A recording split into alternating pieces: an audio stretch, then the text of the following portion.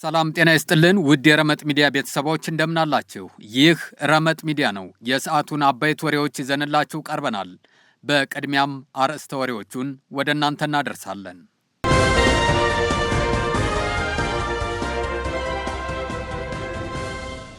በአማራ ክልል ገቢ ለመሰብሰብ በሚል የተዘረጉ ህገወጥ ኬላዎች እንዲነሱ ትዕዛዝ ተላለፈ።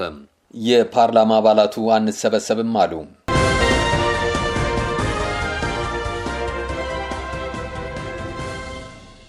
ወደ ዝርዝሩ እናልፋለን። እስከ ዝግጅታችን ፍጻሜ ድረስ ቆይታችሁን ከኛ ጋር እንድታደርጉ በአክብሮት እንጋብዛለን። ላይክ፣ ሼር እና ሰብስክራይብ እያደረጋችሁ አብራችሁን ቆዩ።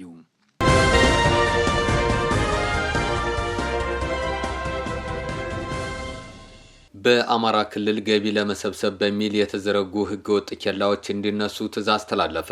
ይህን ክልከላ ተላልፎ በተገኘ የመንግስት አካል ላይ የጸጥታ ኃይሉ በሚወስደው እርምጃ ኃላፊነት አንወስድም ሲል የክልሉ ገቢዎች ቢሮ አስታውቋል። በአማራ ክልል የተለያዩ አካባቢዎች ገቢ ለመሰብሰብ በሚል የተዘረጉ ህገወጥ ኬላዎች እንዲነሱ የክልሉ ገቢዎች ቢሮ በጻፈው ደብዳቤ ትዕዛዝ አስተላልፏል። ህገወጥ ኬላዎቹ የግብርናና የኢንዱስትሪ ምርቶች በማስተጓጎል ዋጋ እንዲጨምር አድርጓል ተብሏል። በአማራ ክልል ገቢዎች ቢሮ ኃላፊ ዶክተር መንገሻ ፋንታው ተፈርሞ ወጥቷል የተባለው ደብዳቤ እንደሚያመለክተው ለሁሉም ዞንና ከተማ ገቢዎች መምሪያ የተላለፈው ደብዳቤ በክልሉ የምርት እንቅስቃሴ እየተስተጓጎለ ተደራራቢ ክፍያ እየተጠየቀ መሆኑን ይገልጻል። በተጨማሪም የኬላዎቹ መዘጋት በሸማቾች ላይ ጫና እንዳሳደረም ይጠቁማል። ማንኛውም ምርት በሚጫንበትና በሚራገፍበት ወቅት ገቢ መሰብሰብ የሚችለው በቦታው ላይ ያለ የከተማ አስተዳደር ወይም ማዘጋጃ ቤት ብቻ መሆኑን ደብዳቤው ያስረዳል። ይሁን እንጂ የተለያዩ ቦታዎች ህገወጥ ኬላዎች በመዘርጋታቸው የክልሉ ኢኮኖሚ እንቅስቃሴ መገታቱ ተሰምቷል። በዚህ ሳቢያ ምርት ሲጫን ሲራገፍ የአገልግሎት ክፍያና ሌሎች ክፍያዎችን ለመሰብሰብ በሚል ምክንያት ከሚጫንበትና ከሚራገፍበት ቦታ ውጪ በተለያዩ ከተሞች መውጫና መግቢያ በር ላይ የተዘረጉ ህገወጥ ኬላዎች መነሳት ይኖርባቸዋል ሲል ቢሮው አሳስቧል። በተመሳሳይ መልኩም የተሽከርካሪ እንቅስቃሴ በሚበዛባቸው ቦታዎችና በማንኛውም የገጠር ቀበሌዎች የተዘረጉ ኬላዎች እንዲነሱ ትዕዛዝ አስተላልፏል። ህገወጥ ኬላዎች የሚነሱት ከሚመለከታቸው የጸጥታ አካላት ጋር በመቀናጀት መሆኑን የሚገልጸው ደብዳቤው ይህን ክልከላ ተላልፎ የሚገኝ ማንኛውም የመንግስት አካል የጸጥታ ኃይሉ ለሚወስደው እርምጃ ኃላፊነት አንወስድም ሲል የክልሉ ገቢዎች ቢሮ አስታውቋል። በክልሉ ያሉ ዞኖችና የከተማ አስተዳደሮች አሰራሩን ለታችኛው የገቢ ተቋም በማውረድ ድጋፍና ክትትል እንዲያደርጉም አሳስቧል።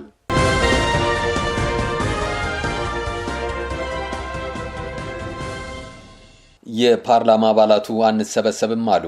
የሶማሊያው ፓርላማ አባላት ስብሰባ ላይ ሊገኙ ባለመቻላቸው ስብሰባዎች እየተሰረዙ ነው። የሶማሊያው አፈ ጉባኤ ስብሰባ በሚቀሩ የፓርላማ አባላት ላይ ቅጣት እንደሚጥሉም አሳስበዋል።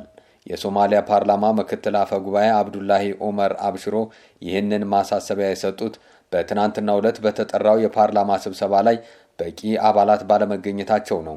በፓርላማው ከዚህ ቀደም በተጠሩ ተከታታይ ስብሰባዎች ላይ ምልአተ ጉባኤ ሳይሟላ በመቅረቱ ስብሰባዎቹ ሳይከናወኑ የቀሩ ሲሆን በትናንትናው ዕለትም ስብሰባው በተመሳሳይ ሊሰረዝ ችሏል። ምክትል አፈ ጉባኤው በትናንትናው ዕለት ስብሰባው መሰረዙን ካሳወቁ በኋላ ሲናገሩ የቀሩት የፓርላማ አባላትና ሚኒስትሮች እዚህ ሞቃዲሾ መሆናቸውን እናውቃለን፣ ያልመጡት ስብሰባው ላይ መካፈል ባለመፈለጋቸው ነው ብለዋል። እንዲህ አይነት በተደጋጋሚ ስብሰባ መቅረት አግባብ እንዳልሆነ የፓርላማውን አሰራር እየጎዳው መሆኑን ገልጸው ከዚህ በኋላ እርምጃ ለመውሰድ እንደሚገደዱ አስታውቀዋል።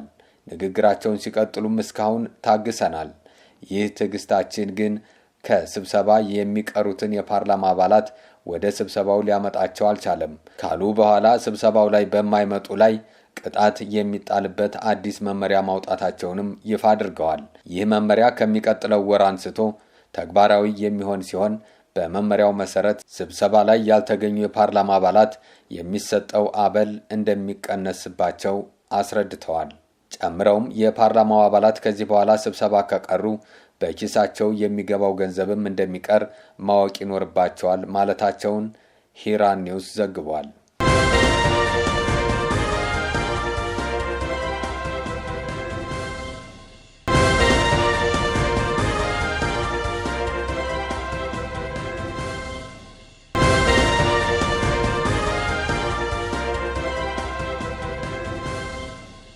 ለሰዓቱ የነበሩን መረጃዎች እነዚህ ነበሩ። ላይክ፣ ሼር እና ሰብስክራይብ እያደረጋችሁ ቤተሰብ እንድትሆኑ በአክብሮት እንጠይቃለን።